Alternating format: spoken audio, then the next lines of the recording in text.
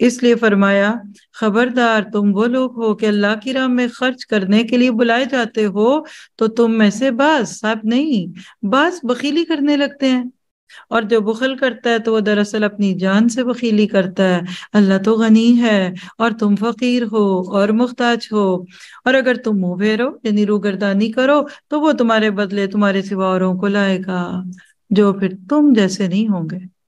کیا بات ہے، دعا کر لیں کہ اللہم استخدمنا ولا تستبدلنا،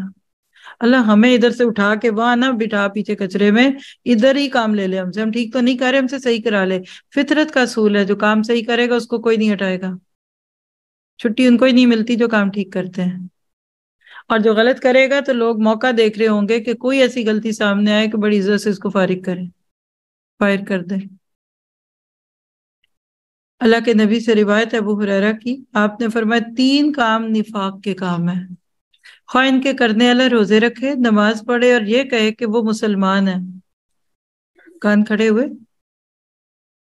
یہ ٹیسٹ ہے، اس کی رپورٹ آنے لگی ہے، سی ٹی اسکین ہے،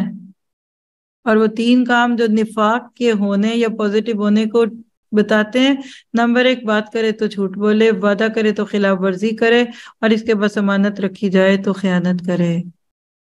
مسند اسحاق بن راویہ کی روایت ہے 59 میں، اللہ نفاق سے بچائے۔